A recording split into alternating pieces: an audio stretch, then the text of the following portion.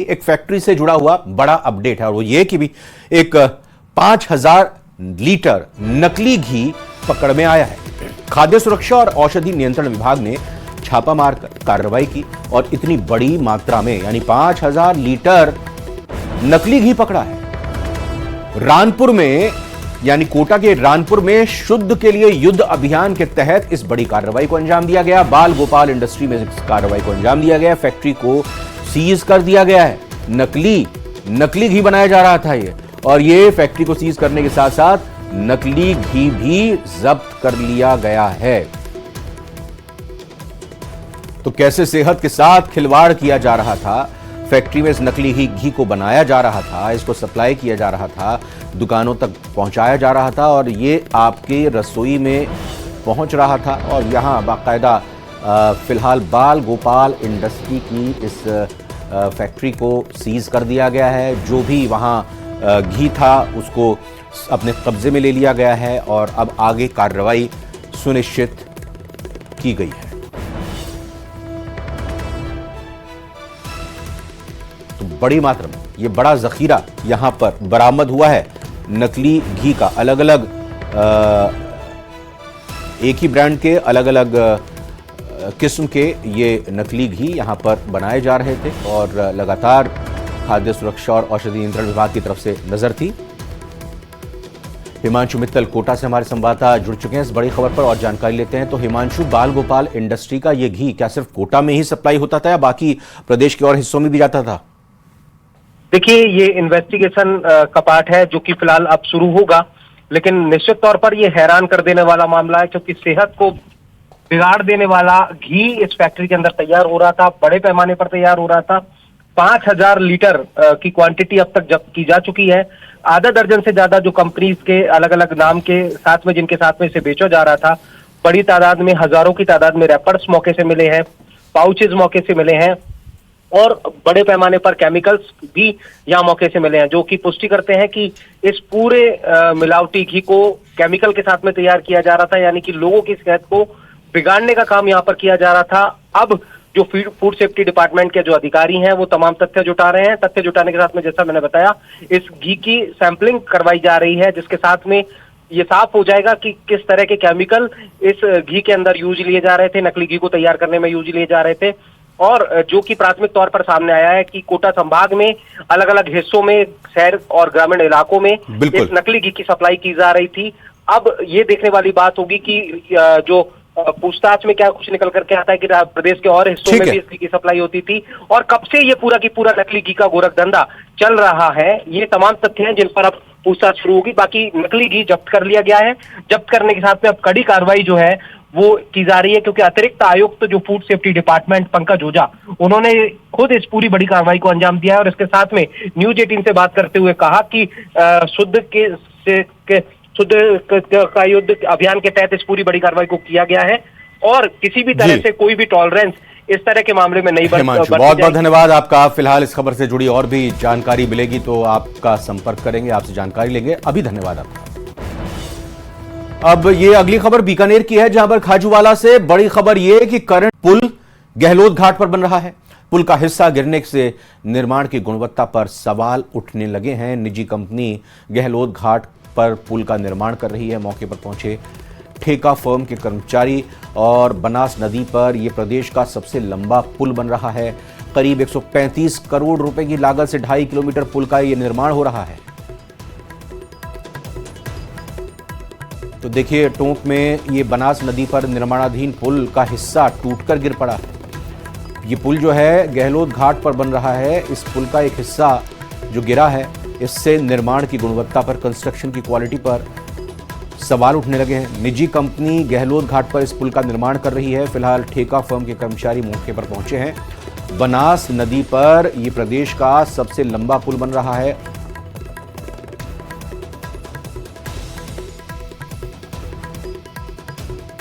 मुख्यमंत्री भजनलाल शर्मा लगातार चुनाव प्रचार में निकले हुए हैं। राजस्थानी सम्मेलन में अपनी बातों को रख रहे हैं। ये सीधा आपको लिए चलते हैं और सुनते हैं क्या कह रहे हैं। औरंगाबाद। उन लोगों के साथ चल करके आप आर्थिक मजबूती, अपनी मजबूती के साथ साथ एक समाज में सौहार्द का वातावरण भी बना रहे और सामाजिक कार्यों में बढ़ चढ़ के आप हिस्सा लेते हैं, इसके लिए मैं आप सभी को बहुत बहुत धन्यवाद और साधुवाद देना चाहता हूं। मित्रों, हमारा काम है, क्योंकि जहां से हम आते हैं वो महाराणा प्रताप की धरती है, वो महाराजा सूरजमल की धरती है, वो भक्ति की मूर्ति मीराबाई की धरती है, और अगर हम कहें तो त्याग की मूर्ति पन्ना धाय की धरती है, और हम कहें तो पर्यावरण के क्षेत्र में अपने आप को समर्पित कर देने वाली मां अमृता देवी की धरती है। मैं आपसे इतना ही कहना चाहता हूं कि राजस्थान की मिट्टी ने जो आपको संस्कार और आपको जो विचार दिए हैं, आप उनको जहां भी रह रहे हैं उन विचारों को आगे फैलाने का काम कर रहे हैं, क्योंकि हमारा जो प्रदेश स्वाभिमान, शक्ति और भक्ति, पर्यावरण के क्षेत्र में हम काम करने वाले, क्योंकि हो सकता है महाराष्ट्र में पानी की पूर्ति है या पानी खूब है, लेकिन हम तो वहां से आते हैं जो पानी भी 350-400 फुट पर मिलता है, तो हम एक एक पानी की महत्वता को भी हम समझते हैं। मैं आपसे इतना ही कहना चाहता हूं कि हम यहां छत्रपति शिवाजी की धरती पर हम काम कर रहे हैं। कई मायनों में महाराष्ट्र और राजस्थान का एक ही मत होता है, क्योंकि जिस तरह से छत्रपति शिवाजी जी ने एक राष्ट्र के लिए समर्पित होकर के काम किया, तो राजस्थान में महाराणा प्रताप और महाराजा सूरजमल जी ने भी किया है। हमने हमेशा, चाहे महाराष्ट्र हो चाहे राजस्थान हो, उन आतताइयों के खिलाफ संघर्ष किया है। महाराष्ट्र में प्रवासी राजस्थानी सम्मेलन में अपनी बातों को रखते हुए मुख्यमंत्री भजनलाल शर्मा कोटा की खबर आपको बताते हैं, जहां मेडिकल कॉलेज के न्यू अस्पताल में अव्यवस्थाओं को लेकर ऊर्जा मंत्री हीरालाल नागर ने चिकित्सा सचिव को एक लेटर लिखा है। पत्र में लिखा है कि अस्पताल के आउटडोर में प्रोफेसर और एसोसिएट प्रोफेसर बैठते नहीं हैं, आउटडोर में कैमरे के माध्यम से निगरानी रखनी चाहिए। वहीं मरीजों को एमआरआई और सोनोग्राफी के लिए 15 से 30 दिनों की वेटिंग दी जा रही है। आपको बता दें कि 7 मई को मंत्री नागर ने कोटा मेडिकल कॉलेज का निरीक्षण लिखा था, जिसके बाद एनएमसीएच समेत अन्य मेडिकल कॉलेज की शिकायतों की जांच के लिए निर्देश दिए थे। ये देखने में है कि ओपीडी में जो प्रोफेसर्स हैं वो बैठते नहीं हैं। जी, मैंने अधीक्षक और प्रिंसिपल दोनों को कहा है कि भाई इनकी बैठने के स्वभाव डालें, आप विजिट करें समय पर। अगर सीनियर प्रोफेसर्स बैठेंगे तो वहाँ बैठने वाले जो उनके बाकी भी लोग हैं वो भी ठीक से मरीज को देख पाएंगे और उनको अच्छा एक कंसल्टेंसी भी मिल पाएगी। इसलिए रेगुलर जब भी उनका डे हो, फिक्स हो, उस समय प्रोफेसर्स को अपने वहाँ मरीजों को देखना भी चाहिए, बैठना भी चाहिए, स्वभाव भी डालना चाहिए जी। और ये व्यवस्था ठीक नहीं है, इसको सुधार करें। और मैं समझता हूँ कि आगे जा कर के और दोनों जो हमारे प्रिंसिपल मैडम और अधीक्षक महोदय इसमें सुधार भी लाएंगे, उनको निर्देश दिए हैं जी। और जो भी यहाँ कमियाँ थी, चाहे वो सीपेज को लेकर के, टॉयलेट ब्लॉकों में आ रहे चोकिंग से पानी लीकेज हो रहा है, कहीं पे गंदगी है, सीलन आ रही है, उन सबको भी ठीक करें। कहीं कोई ब्रेस्ट कैंसर की यूनिट देखी, उसमें एसीडी चल रहा है, उसको ठीक कराएं, ताकि ये कई जगह पर इस तरह की जो छोटी छोटी चीज़ें जिसकी वजह से मरीजों को परेशानी आ रही है वो भी नहीं हो। कोटा में रील बनाने वाले पुलिसकर्मियों की नौकरी खतरे में पड़ सकती है, क्योंकि अब उनके खिलाफ कड़ा एक्शन लिया जाएगा। आइए इस रिपोर्ट में देखते हैं। खाकी से की मदद से दांतवाड़ गांव में भी शनिवार सुबह 5 बजे तक आग पर काबू पाया गया। आग से पेड़ पौधे, ईंधन जलकर राख हो गए हैं। गनीमत यह रही कि कोई जनहानि नहीं हुई है। धौलपुर के बाड़ी कस्बे के अग्रसेन बाजार में भरे बाजार में दिन दहाड़े गुरुवार शाम को देवेंद्र गारमेंट्स की दुकान पर नकाबपोश 2 युवकों ने ताबड़तोड़ फायरिंग की घटना का अंजाम दिया और पुलिस ने 24 घंटे में ही इसका खुलासा कर दिया है। ये सीसीटीवी फुटेज भी उस वक्त इस घटना की सामने आई थी। पुलिस ने 24 घंटे में वारदात में शामिल 2 आरोपी युवकों को गिरफ्तार किया है। आरोपियों ने व्यापारी से 2 लाख रुपए की रंगदारी मांगी थी। फायरिंग में व्यापारी समेत ग्राहक बाल बाल बचे थे। हमलावरों ने दुकान पर 3 फायर किए थे। पूरी वारदात सीसीटीवी में कैद भी हो गई थी। प्रतापगढ़ के धरियावद उपखंड में शुक्रवार शाम को तेज तूफान और बारिश ने कोहरा मचा दिया। अंधड़ के कारण कई बड़े पेड़ और विद्युत पोल धराशायी हो गए। धरियावद बांसवाड़ा मार्ग पर एक बड़ा पेड़ गिरने से दोनों ओर से आवागमन बंद हो गया। मार्ग बंद हो जाने के कारण लोगों को काफी परेशानी का सामना करना पड़ा। प्रदेश में मौसम का मिजाज अचानक बदल गया और कई जगहों पर बारिश हुई, ओले गिरे, आंधी चली, जिससे लोगों को गर्मी से थोड़ी राहत जरूर मिली।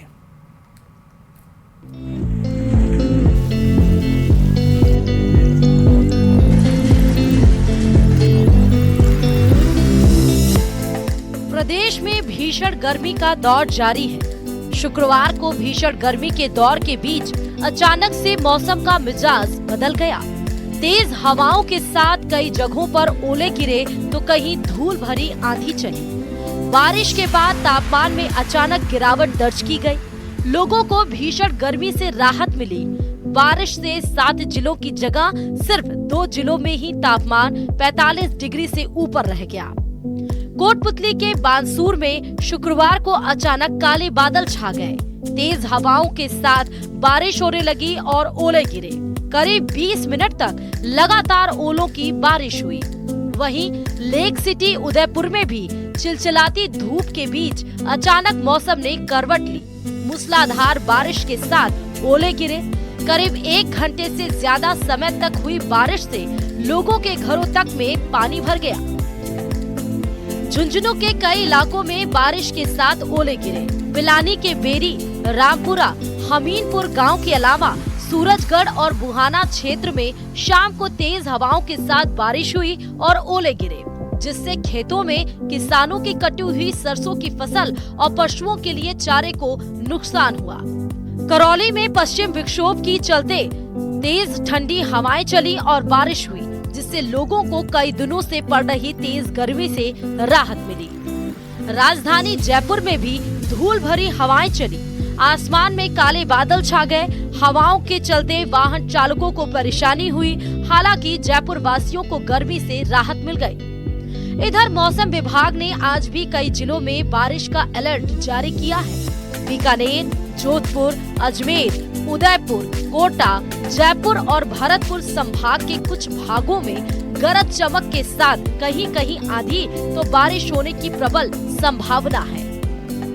राजस्थान के कई इलाकों में अगले 24 घंटों में ही एक नया पश्चिमी विक्षोभ सक्रिय होगा। इसके असर से आज दोपहर से ही राजस्थान के कई इलाकों में तीव्र मेघ गर्जन, इसके अलावा आकाशीय बिजली, कहीं कहीं ओलावृष्टि और तेज अंधड़ होने की संभावना है। इस दौरान हवा की गति 50 से 60 किलोमीटर प्रति घंटा तक की भी दर्ज की जा सकती है। तापमान की बात करें तो आज से ही राजस्थान के कई इलाकों में आंधी बारिश की गतिविधियों से तापमान में 2 से 4 डिग्री सेल्सियस की गिरावट होगी। यानी जो हीट वेव का दौर पिछले 3-4 दिनों से बना हुआ था, इससे पूरी तरह से राहत जो है वो मिलने की प्रबल संभावना है।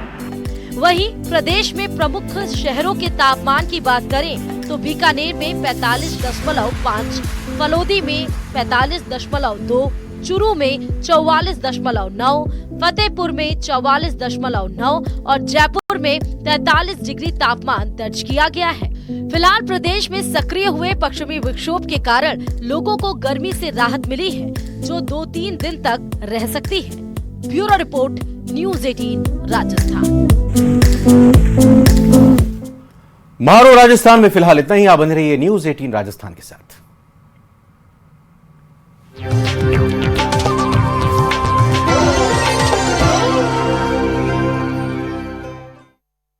एक बात की, श्री नरेंद्र मोदी की जो दैनिक गलतियां हैं प्रचार में और जो उनका डगमगाता प्रचार है, उससे भाजपा देश का ध्यान हटाना चाहती है। ये षड्यंत्र पूरा देश अच्छी तरह से समझता है।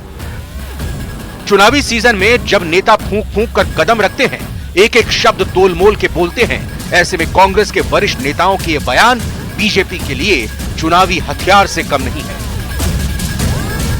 Bureau report, news 18 Rajasthan.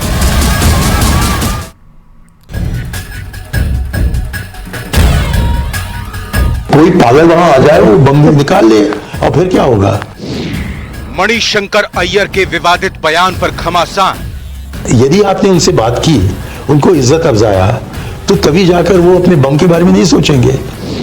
Iyer ने दी पाकिस्तान को सम्मान देने की सलाह। ये जरूरी है दिखाने के लिए कि जितना भी तीव्र हो हमारा समस्या पाकिस्तान के साथ, उसका हल निकालने के लिए हम मेहनत कर रहे हैं। बीजेपी बोली, कांग्रेस का पाकिस्तान प्रेम झलका।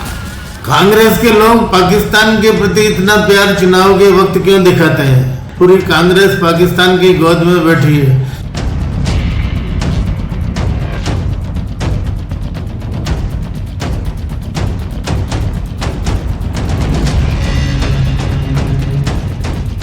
कांग्रेस के लिए चुनावों के बीच में मुसीबत बनने के लिए सैम पित्रोदा अंकल क्या कम थे, जो मणिशंकर अय्यर ने भी राह में कांटे बिछाने का काम कर दिया।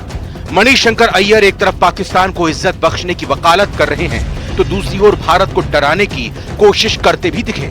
आपको पूरी खबर समझाएंगे, लेकिन उससे पहले एक इंटरव्यू में मणिशंकर अय्यर ने क्या कुछ कहा, वो आपको सुनवाते हैं। कोई भी पागल वहां आ जाए तो क्या होगा देश का। उनके एटम बॉम्ब है, हाँ हमारे पास है, लेकिन किसी पागल ने हमारे बम को लाहौर स्टेशन में फूटा तो 8 सेकंड के 8 पल के अंदर उसकी जो रेडियो एक्टिविटी है वो अमृतसर पहुंचेगी। ऐसे बम वगैरह रखकर आप उसको इस्तेमाल करने का रोको, लेकिन यदि आपने उनसे बात की, उनको इज्जत अफजाया, तो तभी जाकर वो अपने बम के बारे में नहीं सोचेंगे।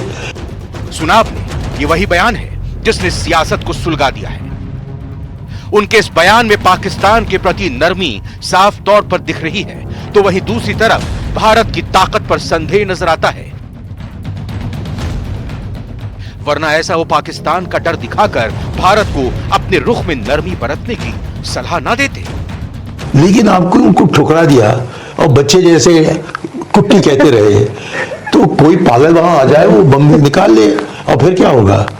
तो हमें समझना चाहिए कि दुनिया का विश्व गुरु बनना हो तो ये जरूरी है दिखाने के लिए कि जितना भी तीव्र हो हमारा समस्या पाकिस्तान के साथ, उसका हल निकालने के लिए हम मेहनत कर रहे हैं। भारत पाकिस्तान के बीच बातचीत महज इस आधार पर हो कि उसके बाद